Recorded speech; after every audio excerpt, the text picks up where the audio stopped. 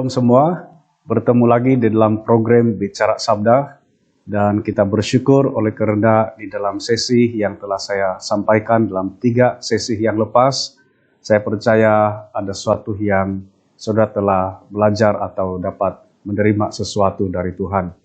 Ini adalah sesi terakhir dan sesi yang keempat dari Mentoring New Generation Leaders, satu training berkaitan tentang kepimpinan, di mana ini adalah satu usaha yang perlu kita lakukan, di mana kita mau membangun pemimpin baru dengan sengaja melalui program ataupun di dalam usaha kita sebagai pemimpin.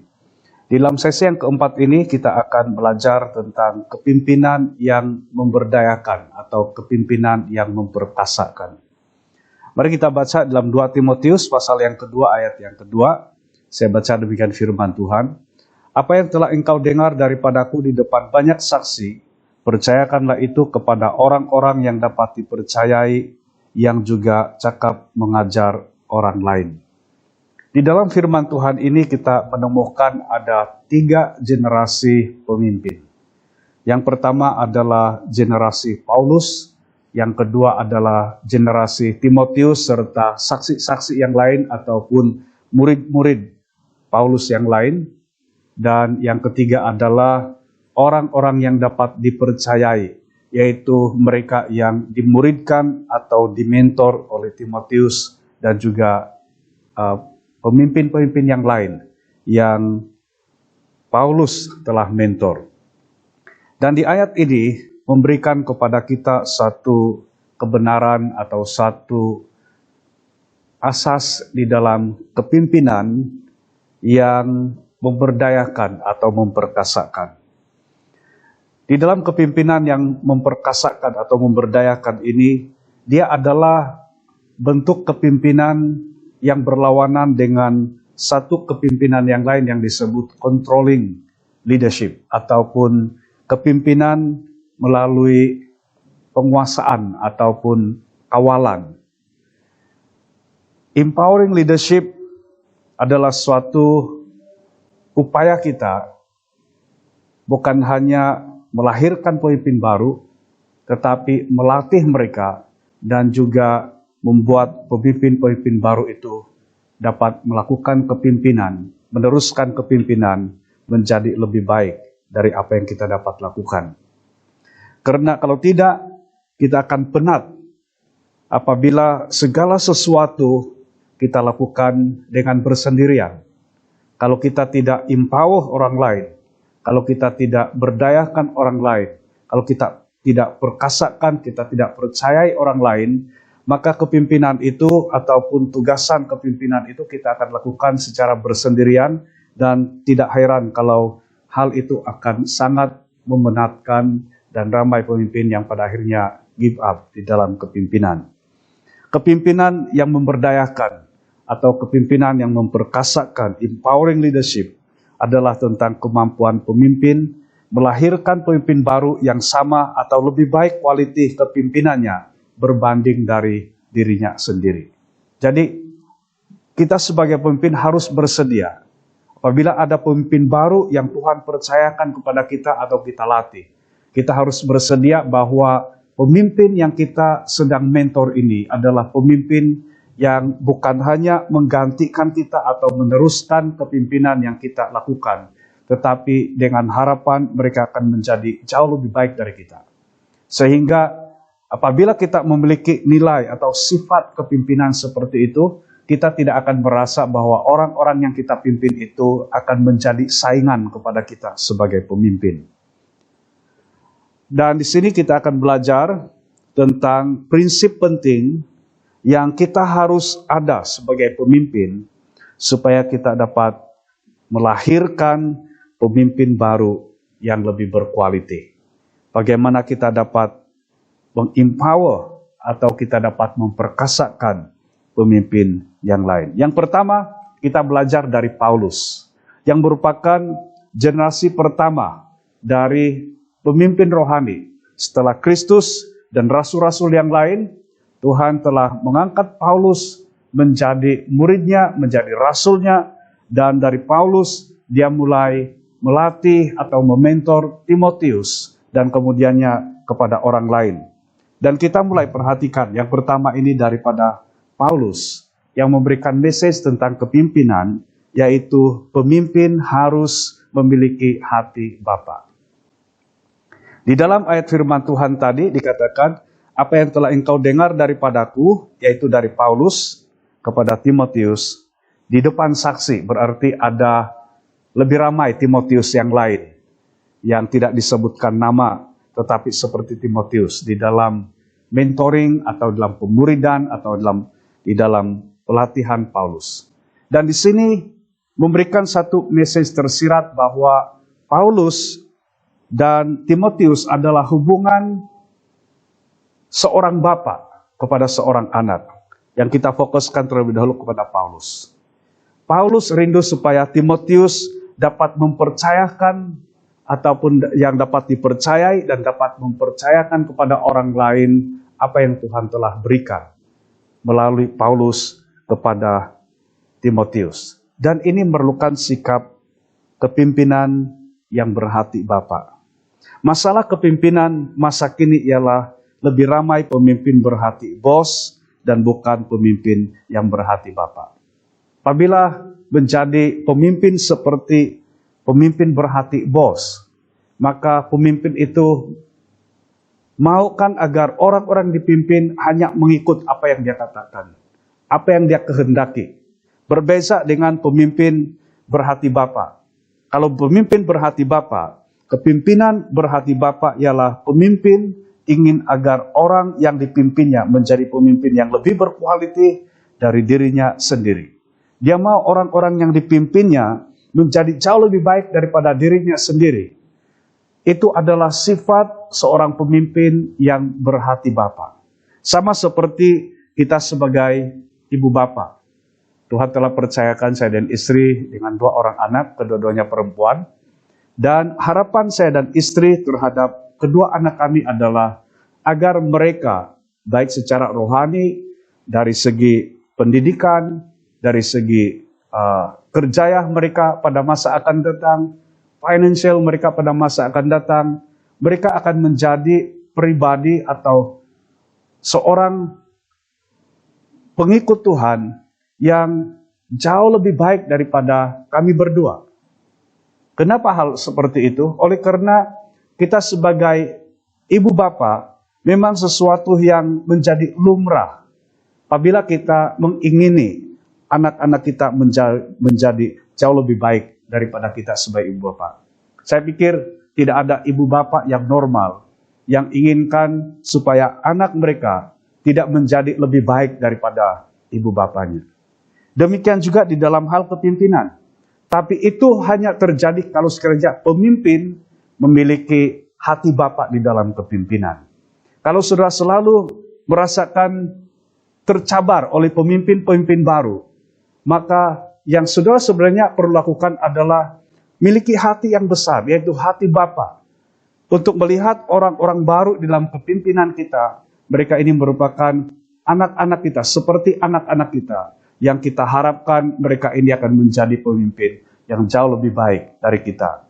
Selepas mereka mengambil alih kepimpinan yang sekarang ini kita yang pegang.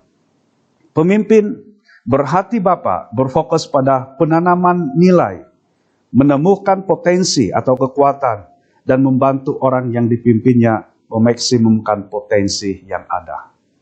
Jadi di dalam kepimpinan berhati Bapa ini, antara fokus pemimpin seperti ini adalah apabila dia mementor ataupun memimpin orang-orang yang dipimpinnya, dia akan memberikan fokusnya kepada penanaman value, tanamkan nilai-nilai di dalam diri setiap pemimpin baru yang dimentornya, dan menolong mereka untuk menemukan apa sebenarnya potensi mereka, apa kekuatan mereka. Dan selain daripada itu, membantu mereka supaya mereka dapat memaksimumkan potensi yang ada pada mereka. Bukan sebaliknya, apabila melihat ada pemimpin baru yang kelihatan lebih berkarisma, lebih berpotensi daripada kita, maka kita berusaha untuk menghalang atau menjatuhkan pemimpin-pemimpin baru itu. Di dalam statement ini berkata, pemimpin yang berhati besar ialah pemimpin yang berhati Bapa kepada orang yang dipimpinnya, bukan berhati bos. Ini suatu peringatan, suatu teguran, tapi juga suatu evaluasi. Bagaimana kepimpinan kita selama ini? Yang kedua, yang sangat penting, prinsip yang sangat penting yang pemimpin harus lakukan untuk melahirkan pemimpin baru di dalam empowering leadership atau kepimpinan yang memberdayakan atau kepimpinan yang memperkasakan. Yaitu kita belajar dari Timotius, pemimpin generasi kedua. Timotius ini adalah gambaran di mana pemimpin harus memiliki hati anak. Paulus adalah gambaran pemimpin yang memiliki hati bapa. Sementara Timotius adalah gambaran pemimpin yang memiliki hati anak.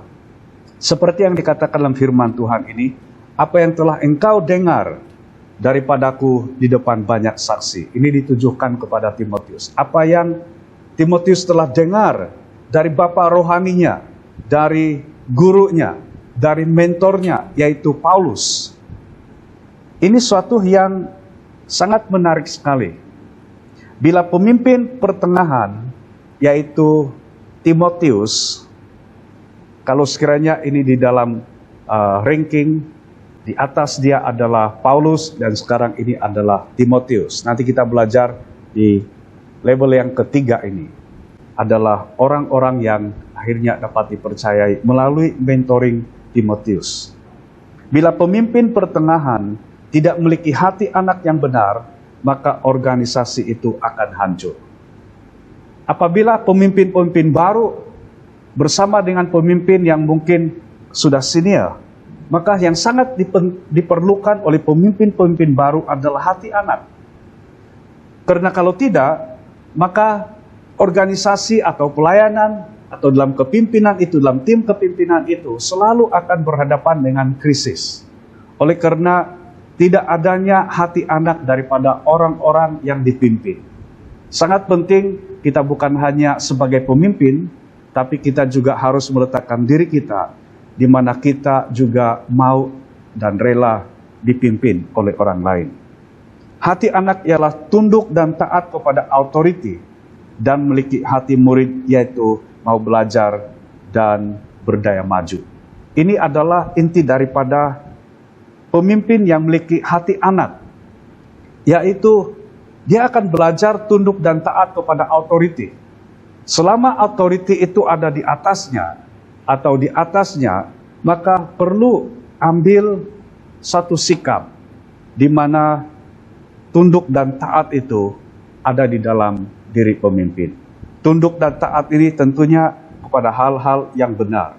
Kalau sekiranya di dalam hal yang salah, dalam hal yang bertentangan dengan firman Tuhan, kita tidak akan mentaatinya. Tetapi dalam sikap, kalau dia pemimpin, kita tetap menghormati dia, tetapi bukan berarti kita berkompromi dalam hal-hal dosa. Hati anak dan hati bapa bukan soal umur, pengalaman, atau jawatan, tetapi soal kepercayaan dan komitmen. Kita sudah melihat sekarang di sini, di dalam kepimpinan yang memberdayakan, ada pemimpin seperti Paulus yang merupakan seorang bapak memiliki kepimpinan berhati bapak, dan kita melihat ada Timotius, yaitu pemimpin yang memiliki hati anak. Apabila saya mengungsikan hal ini, saya secara pribadi juga mempraktikkan ataupun menjalani hal yang sama. Sebagai pemimpin, saya tahu Tuhan telah percayakan saya seramai orang yang Tuhan percayakan untuk saya pimpin, yang mereka berada di bawah kepimpinan saya. Dan saya harus bersikap sebagai pemimpin yang berhati bapa kepada mereka. Apabila mereka membuat kesalahan atau kesilapan, maka fokus dia adalah bagaimana mereka dapat belajar dan juga dapat memperbaiki kesilapan. Bukan menghukum atau menyingkirkan. Dan sebenarnya apabila saya mengungsikan tentang kepimpinan yang memberdayakan, tentang pemimpin berhati Bapa dan pemimpin berhati anak, saya sebagai pemimpin juga harus mempraktikkan bukan hanya kepimpinan berhati Bapa, tetapi kepimpinan berhati anak. Saya mempraktikkan kepimpinan berhati anak ini walaupun saya tahu saya terus-menerus belajar dan tidak sempurna, tapi saya mempercayakan diri saya sebagai pemimpin kepada orang yang lebih tua atau lebih berpengalaman, ataupun yang saya berikan kepercayaan untuk menjadi authority kepada saya. Sebagai contoh, saya melayani di gereja SIB Semenanjung, yang mana di SIB Semenanjung ada authority yang jelas. Dan authority kami para pastor adalah Presiden SIB Semenanjung. Presiden boleh silih berganti, tetapi authority, penghormatan, nilai-nilai tunduk dan taat kepada authority itu sepatutnya tidak berubah hanya oleh karena ada perubahan pribadi yang menjawab authority sebagai Presiden SIB Semenanjung. Tapi selain daripada itu, saya ada satu hubungan bapak dan anak yang lebih dekat, yang saya anggap dan berikan kepercayaan dan komitmen kepada pemimpin ini sebagai bapak rohani saya, dan saya menjadi anak rohaninya. Saya boleh sebutkan beberapa orang sebenarnya, tapi saya mau highlightkan satu pribadi, yaitu Reverend Datu Jerry Dusing. Dia adalah Presiden SIB Sabah, dan saya ingat hampir setiap kali kalau dia pergi di Semenanjung untuk urusan pelayanan atau mesyuarat, saya akan minta waktu supaya saya ada masa untuk duduk bersama-sama dengan dia. Kali terakhir saya dapat bersama dia adalah pada penghujung tahun yang lepas, kalau saya tidak salah bulan November, dan saya terus jemput dia berkhotbah di gereja kami di SIB Serdang, dan waktu menghantar ke airport, saya ambil waktu untuk duduk bersama-sama mendengar daripada dia. Tapi itulah telah berlangsung beberapa tahun lamanya. Dan sebenarnya program dari Mentoring New Generation Leaders ini adalah hasil dari apa yang saya belajar daripada Reverend Jerry Dusing sendiri berkaitan tentang kepimpinan. Kemudian saya simpulkan kepada 4 sesi yang pertama ini yang saya kongsikan. Dan saya telah kongsikan ini kepada pemimpin kami, juga saya telah beritahukan kepada Reverend Jerry, yang akhir daripada semua apa yang saya terima daripada perkongsiannya adalah dari Mentoring New Generation Leaders yang saya sampaikan dalam 4 sesi ini. Lebih baik bersama dengan pemimpin yang mau belajar berbanding dengan pemimpin yang berpengetahuan dan berpengalaman banyak tetapi tidak mau belajar lagi. Ini adalah suatu yang mengingatkan kita tentang pentingnya hati anak. Bukan soal sudah berapa lama kita menjadi seorang pemimpin, berapa banyak pengalaman kita. Tapi kalau seandainya kita sudah menjadi sangat lama dalam kepimpinan, pengalaman yang banyak, pengetahuan yang tinggi tentang kepimpinan, tapi kita mulai berhenti belajar. Sebenarnya di dalam empowering leadership, lebih baik kita bersama dengan pemimpin, walaupun mungkin dia masih muda, tidak ada pengalaman, dia kurang pengetahuan, tapi kalau orang ini mau belajar, itu akan jauh lebih baik untuk empowering leadership. Karena pada waktu kita sebagai pemimpin merasakan bahwa kita sudah mengetahui semua, pengalaman kita sudah begitu banyak, dan kita tidak mau belajar lagi. Dan termasuklah mau belajar dari pemimpin-pemimpin baru. Maka adalah suatu yang sangat bahaya, oleh karena kita mulai kehilangan hati anak sebagai seorang pemimpin. Yang ketiga, yaitu kita belajar dari orang-orang yang dikatakan di sini, orang-orang yang dapat dipercayai, yang juga cakap mengajar orang lain. Ini adalah generasi ketiga di dalam kepimpinan ini, atau level ketiga, dari Paulus, Timotius, kemudian sekarang orang-orang yang mungkin sebelumnya bukan orang yang dapat dipercayai. Mereka tidak cakap mengajar, atau mereka tidak pandai, atau mereka tidak ada kecekapan, mereka tidak ada kemahiran mengajar ataupun dalam apa-apa pelayanan atau dalam kepimpinan, tapi sekarang mereka dapat dipercayai. Dan ini adalah usaha yang perlu dilakukan dengan sengaja oleh pemimpin seperti Timotius, generasi kedua kepada generasi yang berikutnya. Dan yang di generasi ketiga, pemimpin ini yang kita harus ambil kira dan beri perhatian di dalam empowering leadership adalah membentuk lebih ramai pemimpin yang dapat dipercayai dan cekap untuk mengajar atau cekap di dalam kepimpinan. Fokus dalam pembangunan pemimpin harus pada kualitas dalaman pemimpin, pengetahuan dan kemahiran dalam seni kepimpinan. Dan ini semua merupakan suatu pembelajaran yang berterusan. Bahkan ia tidak dapat dipelajari hanya setekat di bahagian pengetahuan.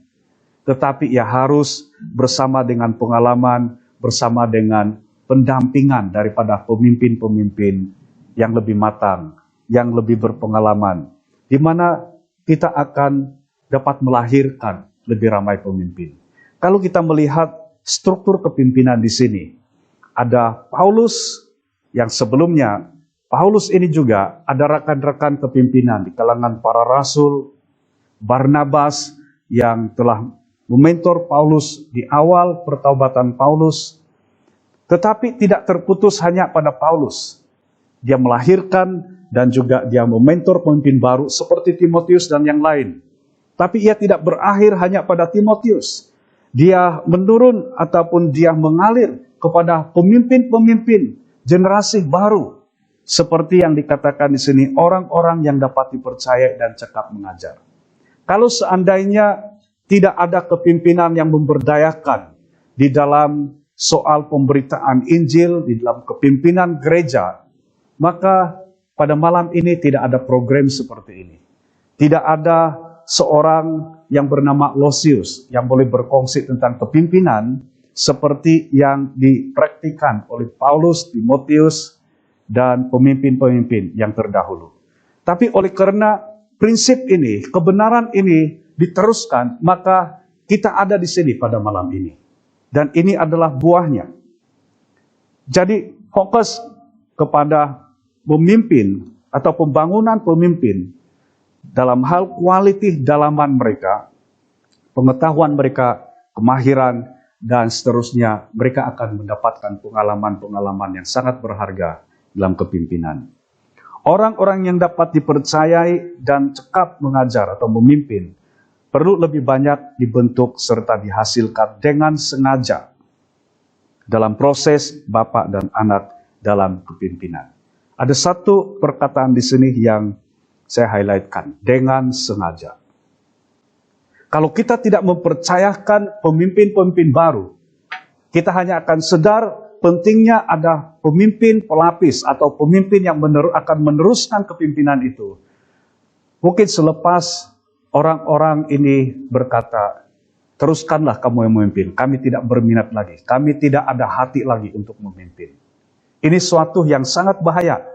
Di bagian mana kepimpinan pun, kalau mulai generasi baru sudah tidak ada minat, tidak ada kesembuhan, mereka sudah tidak ada komitmen untuk mau menjadi pemimpin, oleh karena melihat sikap dan gaya kepimpinan kita yang hanya memiliki gaya kepimpinan seperti bos dan bukan kepimpinan yang berhati Bapa, maka kita akan kehilangan satu generasi yang sepatutnya kita bangkitkan menjadi pemimpin-pemimpin yang baru.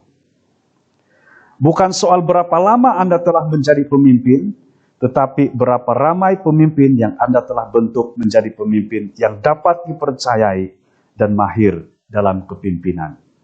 Saya melayani di Sabi Serdang, sekarang ini sudah 15 tahun, tetapi ukuran sebenar bukan semata-mata sudah berapa lama saya menjadi pemimpin di SAB Serdang, atau berapa lama sudah menjadi pemimpin dalam satu organisasi, dalam satu gereja.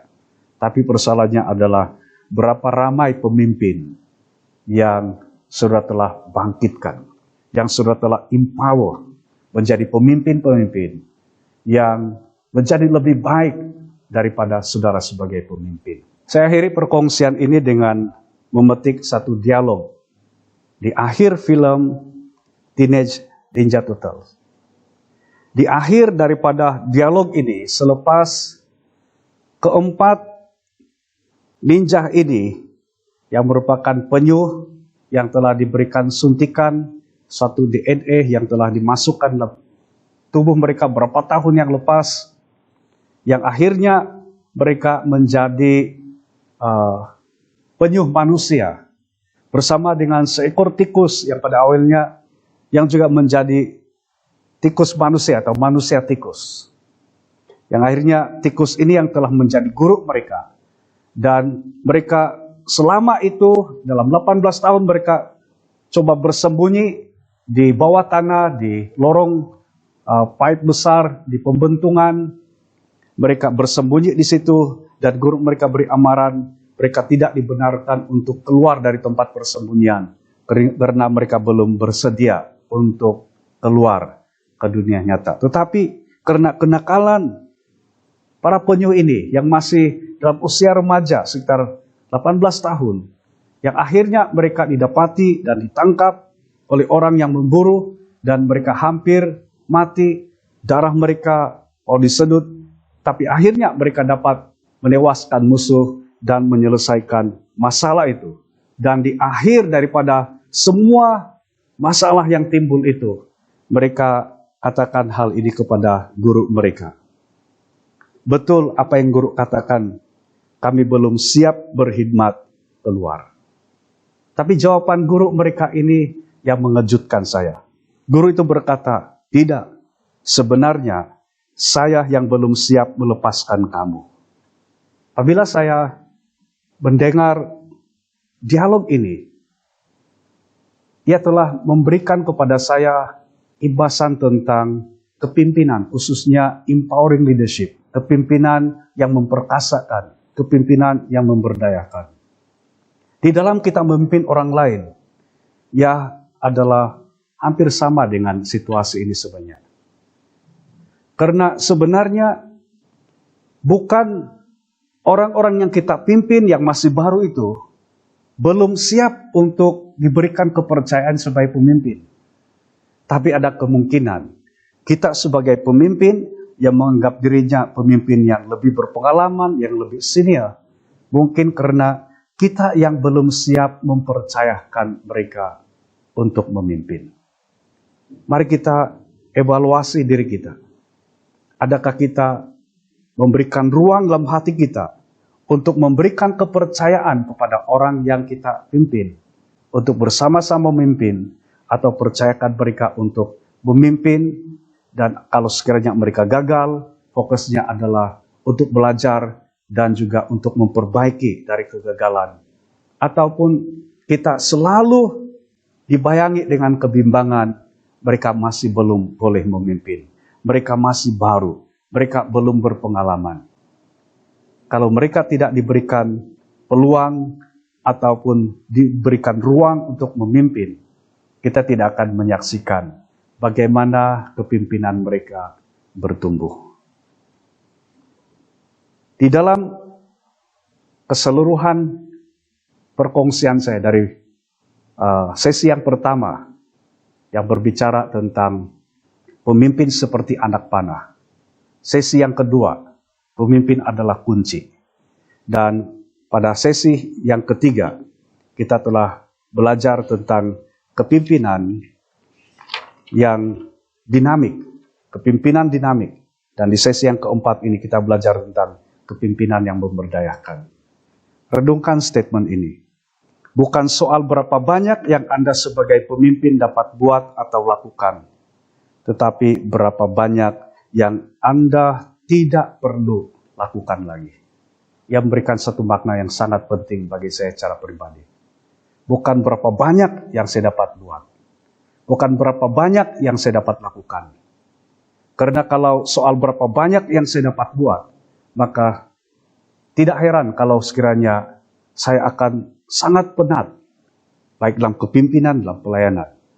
Tapi fokusnya, apabila kita berkata, bukan soal berapa banyak yang saya dapat buat, tapi berapa banyak yang saya tidak perlu buat lagi. Itu berarti kita empower orang lain untuk melakukan apa yang kita dapat lakukan sebenarnya. Tetapi juga orang lain dapat melakukannya, dan kita percayakan mereka untuk melakukan.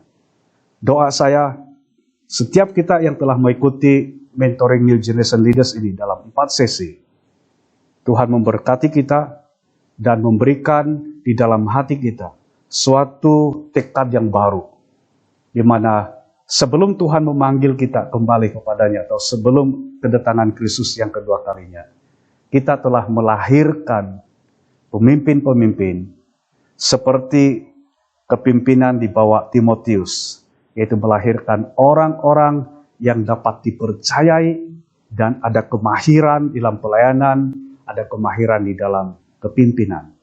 Letakkan diri kita seperti Timotius, yang ada Paulus di atasnya, tetapi juga ada orang-orang lain di bawahnya yang dia mentor. Jangan biarkan diri kita menjadi pemimpin yatim piatu.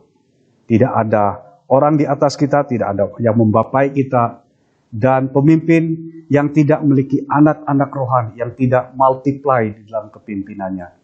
Tapi mari kita menjadi pemimpin yang bukan hanya melahirkan pemimpin baru, tapi kita terus-menerus mempraktikkan nilai hati anak kepada bapak-bapak rohani kita. Dan kita dapat mempraktikkan hati Bapa kepada orang-orang yang kita pimpin. Mari kita berdoa. Bapa, terima kasih untuk perkongsian ini dan waktu yang kami telah pergunakan melalui mentoring New Generation Leaders dari 4 sesi yang kami telah belajar. Saya berdoa supaya semua yang telah mengikuti program Bicara Sabda dari pelajaran mentoring New Generation Leaders ini, Tuhan Engkau berkati. Dan saya berdoa supaya akan lebih ramai pemimpin-pemimpin baru, generasi baru dalam kepimpinan yang dilahirkan, yang dibentuk, yang dimentor, yang dibapai oleh pemimpin-pemimpin yang ada di sini. Jadikan kami seperti Timotius. Kami tidak akan menjadi pemimpin yatim piatu tanpa bapak rohani. Jadikan kami seperti Timotius yang bukan hanya mempraktikkan hati anak kepada Paulus, tapi dia mempraktikkan kepimpinan berhati Bapa kepada orang-orang baru yang dia pimpin. Terima kasih Bapa, kami menyambut semua berkat-Mu melalui program ini. Di dalam nama Tuhan Yesus. Dan Tuhan juga memberkati Bicara Sabda untuk terus-menerus menjadi penyambung lidah Allah untuk menyampaikan firman Allah. Karena dari pendengaran akan firman-lah, maka orang dapat percaya dalam hati dan mengaku dengan mulut bahwa Engkau Yesus adalah Tuhan. Terima kasih Bapa, kami bersyukur, kami terima berkat-Mu dalam nama Tuhan Yesus. Amin. Tuhan Yesus memberkati kita semua.